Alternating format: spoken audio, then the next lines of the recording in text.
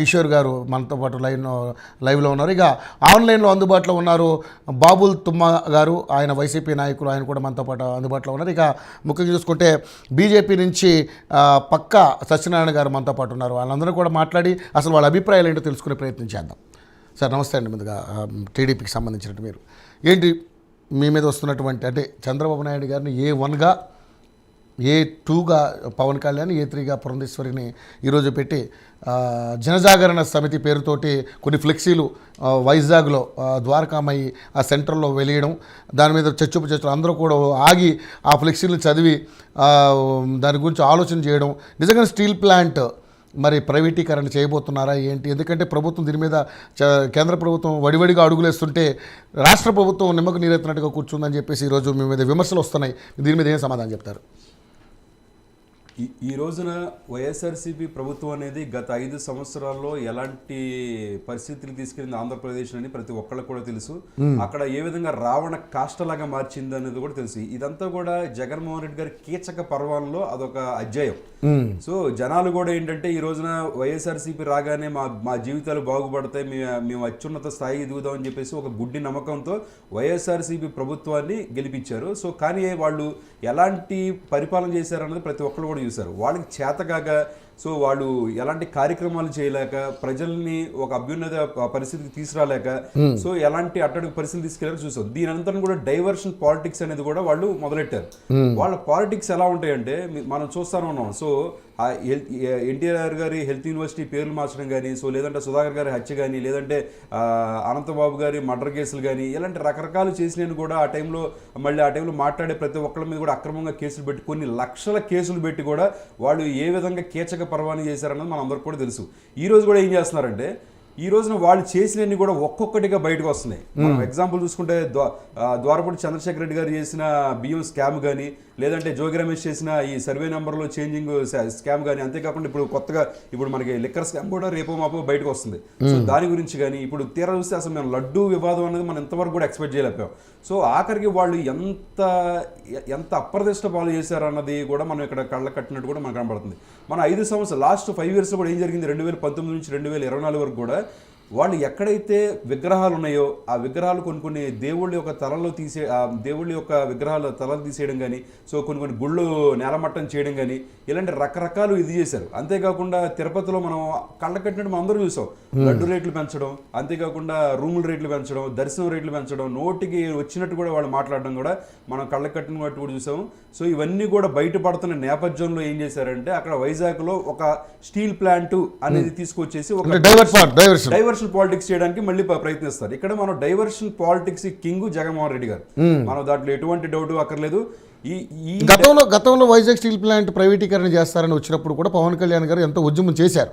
కానీ ఇప్పుడు మరి ఇది ఈ రోజున నిజంగా ఇలాంటి, అంటే ఇది ఎప్పటికన్నా జరిగేదే, దీని మీద ప్రభుత్వం ఏమి మాట్లాడకపోవడం అనేది ఎంతవరకు కరెక్ట్? ఎందుకు మాట్లాడలేదండి? మేము ఇప్పుడు జూలై 11వ తారీఖున ఎప్పుడైతే కుమారస్వామి గారు వచ్చి దాన్ని విజిట్ చేశారో ఆ టైంలో జూలై 11వ తారీఖున చంద్రబాబు నాయుడు గారు స్టేట్మెంట్ ఇచ్చారు. అంతేకాకుండా రీసెంట్ గా సెప్టెంబర్ 17వ తారీఖున అప్పుడు కూడా ఆయన మీడియా ముఖంగా వచ్చేసి ఆయన కూడా చెప్పడం జరిగింది. సో ఇది మన ఆత్మగౌరవం. తెలంగాణ ఆంధ్రప్రదేశ్ రెండు కలుసున్నప్పటి నుంచి కూడా ఆ విశాఖ అనేది ఆంధ్ర వాళ్ళ హక్కు అని చెప్పేసి పోరాడిన దాంట్లో ఫస్ట్ ఉన్నది తెలుగుదేశం పార్టీ. అంతేకాకుండా మనం వాజ్పేయి గారు ఎప్పుడైతే ఆయన ప్రధానమంత్రిగా ఉన్నారు ఆ టైంలో కూడా దాన్ని ప్రైవేటీకరణ చేసే ఉద్దేశం అప్పుడే వచ్చింది. అప్పుడు వచ్చినప్పుడు కూడా ఎదుర్కొన్నది, దాని మీద పోరాటాలు చేసింది తెలుగుదేశం ప్రభుత్వం. అవన్నీ కూడా మనం మళ్ళొక్కసారి గుర్తుపెట్టుకోవాలి. అంటే ఇప్పుడు కేవలం ఒకళ్ళ ఇద్దరు మనుషులనే కాదు, ఈవెన్ ఆ రోజున ఎవరైతే స్టీల్ ప్లాంట్ లో అధికారులు ఉంటారో వాళ్ళకి తెలుసు కదా ఆల్రెడీ. సో అంతేకాకుండా ఈ రోజు కూడా ఏమంటున్నారు చంద్రబాబు నాయుడు గారు, ఖచ్చితంగా దీన్ని ప్రైవేటీకరణ చేయనివ్వము, ఖచ్చితంగా కూడా దీనికి సంబంధించి కూడా మేము ఆల్రెడీ కేంద్రంతో మాట్లాడుతున్నాం, దీనికి సంబంధించి కొన్ని ఫండ్స్ తీసుకొచ్చేసి మళ్ళీ దాన్ని రీప్రొడక్షన్ వేగా మేము తీసుకెళ్తాం. కాకపోతే అట్ ది సేమ్ టైం అక్కడ ఉన్న అధికారులు కూడా దీన్ని మనం లాభాల్లోకి తీసుకెళ్లే మార్గంలో మీరు ఆలోచించండి. దాని యొక్క ఉత్పత్తికి ఎంత అవుతుంది, ముడిసరికి ఎంత అవుతుంది, దాని మేనేజ్మెంట్కి ఎంత అవుతుంది, వీటన్నిటిని కూడా ఆలోచించండి అని చెప్పేసి ఆయన రీసెంట్గా జూలై 11వ తారీఖు మీడియా ముఖంగా చెప్పారు. అంతేకాకుండా 17 సెప్టెంబర్ను కూడా చెప్పారు. అయినా సరే ఇంకా వైఎస్ఆర్సీపీ ప్రభుత్వం ఏం చేయాలో తెలియక ఒక గజ్జిలాగా ఈ విధంగా చేసే పరిస్థితి ఇప్పుడు మనం కళ్ళ కట్టినట్టుగా కనబడుతుంది. ఈ రోజున వాళ్ళల్లో ఉన్న లోపల లొసుగులన్నీ కూడా బయట కనబడుతుంది. ఈ రోజు బాలినేని గారు బయటకు వచ్చారు, వచ్చి జనసేనలో జాయిన్ అవుతున్నారంటే ఎందుకు జాయిన్ అవుతున్నారు? ఆయన నిజంగానే ఆయన ఒక అధికారం కోసం ఎగబడిన వాడైతే కనుక ఎలక్షన్స్ ముందే వెళ్ళిపోవచ్చు కదా, వారు ఇంకోలాగా ఉండేది కదా. ఆయన తర్వాత కూడా ఎందుకు వస్తారంటే అక్కడ ఉన్న కుళ్ళు పట్టిన వ్యవస్థని వాళ్ళు భరించలేక ఇలా ఒక్కొక్కరు కూడా బయటకు వచ్చిన పరిస్థితి వస్తుంది. రాజ్యసభ చూస్తేనే ముగ్గురు కూడా బయటకు వచ్చిన పరిస్థితి. ఈ రీసెంట్ గా ఆర్ కృష్ణ గారు కూడా బయటకు వచ్చారు, మోపిదేవి వెంకటరమణ గారు కానీ, సో వేద మస్తాన్ రావు గారు కానీ, వీళ్ళందరూ కూడా బయటకు వచ్చారు. అంతేకాకుండా ఇంకా ఎంతో మంది బయటకు వచ్చే పరిస్థితి ఉంది. కానీ వాళ్ళు ఏంటంటే బతిలాడుతున్నారు, ఇక్కడ మీరు ఎక్కడ కూడా వెళ్ళకండి, మీకు ఏదో ఒకటి చేస్తాం, మిమ్మల్ని కాపాడుకుంటూ వస్తాం, మీకు ఏం కావాలంటే అది చేసి పెడతాం అని చెప్పి ఈ రీసెంట్ గా కూడా జగన్మోహన్ రెడ్డి గారు వాళ్ళ ఏదైతే కో ఉందో వీళ్ళందరూ కూడా బతిలాడుకునే పరిస్థితి చూస్తున్నాం. తీరా వస్తే ఏ స్కామ్ అండి, కనిపించిన ప్రతి దాంట్లో స్కాము, కనిపించి మాట్లాడిన ప్రతి మనిషి మీద కూడా కేసులు పెట్టే ప్రయత్నం చేశారు. అంటే లడ్డూలో నిజంగా ఈ కొవ్వు పదార్థాలు కలిసినని మీరు ఆరోపించిన దాంట్లో నిజం ఉందంటున్నారా లేదంటున్నారు? అప్పుడు దాన్ని డైవర్ట్ చేయడానికి అన్ని వైఎస్ఆర్సీపీ చేస్తున్నారని మీరు అంటున్నారు. వైఎస్ఆర్సీపీ ప్రభుత్వంలో ఎలాంటి అజాగ్రత్తలు తీసుకున్నది ప్రతి ఒక్కదాన్ని కూడా మనం చూడొచ్చు. అది ప్రతి ఒక్కరు కూడా కక్షపూరితంగా పరిపాలన చేసింది వైఎస్ఆర్సీపీ ప్రభుత్వం. ఒక అసలు పార్టీ పెట్టడానికి ఒక రీజన్ లేనిది వైఎస్ఆర్సీపీ పార్టీ. 2009లో ఆ టైంలో వాళ్ళు పార్టీ పెడుతున్నారంటే వాళ్ళు ఎందుకు పెడుతున్నారు కూడా వాళ్ళకి తెలియని తత్వం. ఎందుకంటే నాకు ముఖ్యమంత్రి పదవి ఇవ్వలేదు కాబట్టి నేను పార్టీ పెడుతున్నాను చెప్పి జగన్మోహన్ రెడ్డి గారు ఆ విధంగా పార్టీ పెట్టి తీసుకొచ్చారు. సో వాళ్ళది అయిపోయింది. ఈ రోజు ఎన్నాళ్ళు కూడా జనాలు ఏంటంటే ఓకే జగన్మోహన్ రెడ్డి ఏదో చేస్తారని చెప్పి ఆశగా చూసి 5 ఏళ్ల పాటు కిషోర్ గారు అంత తేలిక ఎలాగంటారు? పోయినసారి గత ప్రభుత్వంలో 151 సీట్లు ప్రజలు ఇచ్చారండి వాళ్ళకి. అంత తేలిక ఎలా చూస్తారు వాళ్ళు? ఏదో మామూలుగా పార్టీ పెట్టరు కదా ఎవరు కూడా. తెలిసిపోయింది కదా మరి 151 వచ్చినప్పుడు నిజంగానే ఇంకా అంత స్ట్రాంగ్ ఉన్నప్పుడు ఏదో 10 సీట్లు 5 సీట్లు తగ్గచ్చు కదా, మళ్ళీ వాళ్ళే గవర్నమెంట్ ఫామ్ చేయొచ్చు కదా, మరి 11 సీట్లు ఎందుకు వచ్చింది? అంటే ఎంత దారుణమైన ప్రభుత్వం నడిపారన్నది మనకు కళ్ళ కట్టినట్టు కనిపిస్తుంది. ఇలాంటి కక్షపూరితంగా చేయడమే కాకుండా ఈ రోజున తిరుమల తిరుపతి స్థానం, ఎందుకంటే మనం చూసాం డిక్లరేషన్ ఇంతకుముందు ఇవ్వమంటే నాకెందుకు డిక్లరేషన్, నేను ఖచ్చితంగా ఇచ్చేస్తాను. ఎక్కడ కూడా ఒక తీర్థాన్ని చేతులతో తీసుకుని తాగిన పరిస్థితి చూడట్ల, ఎక్కడ కూడా ఒక ప్రసాదం తిన్న పరిస్థితిని చూడట్లేదు. ఎంతసేపు కూడా అక్కడ ఉన్న రేట్లు పెంచేసి జనాలను ఇబ్బందులు పెట్టే పరిస్థితిని చూసాం.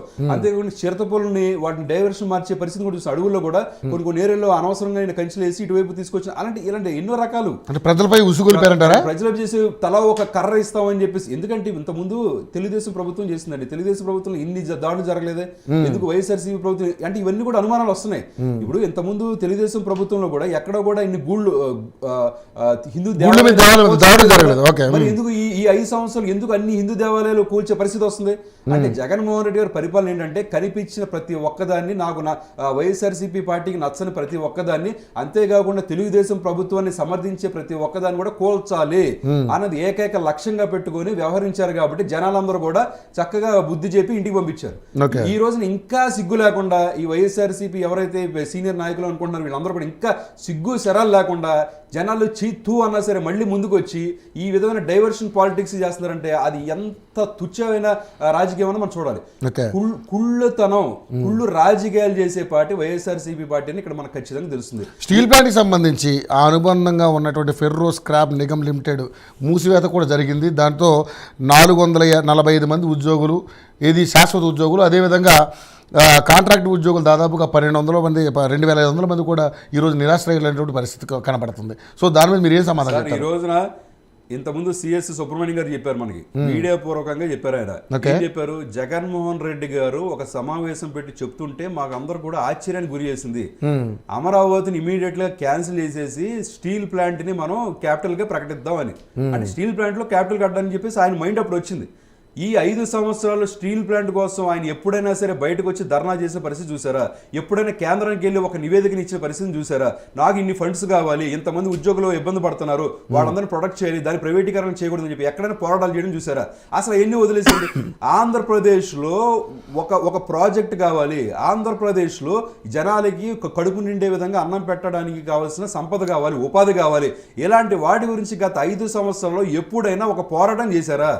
ఎక్కడా చేయలేదు. లేదు. ఎంతసేపు కూడా నేను అది కూలుస్తాను, వీడి మీద కేసు పెడతాను, చంద్రబాబు నాయుడు ఇది అని చెప్పి కొన్ని కుక్కల్ని పెట్టుకొని ఆ కుక్కల చేత మురిగించిన వ్యక్తి జగన్మోహన్ రెడ్డి. అవునా కాదా?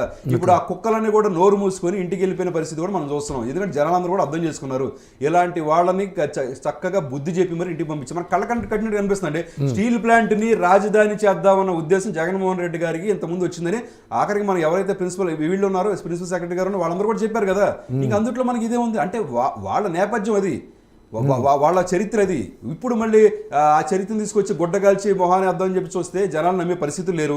మొన్న కూడా బుడవేరు వంతెన దగ్గర ఇది జరిగింది. బుడవేరుకి గేట్లు పెట్టారంటారు. ఏం మాట్లాడుతున్నారు గేట్లు పెట్టడం అనేది? ఆఖరి జగన్మోహన్ రెడ్డి గారి హయాంలో 28,000 ఇళ్లుకి శాంక్షన్ అయితే 28 ఇళ్ళు కూడా ఇవ్వాలని చేతకాని ప్రభుత్వం వైఎస్ఆర్సీ ప్రభుత్వం అవునా కదా.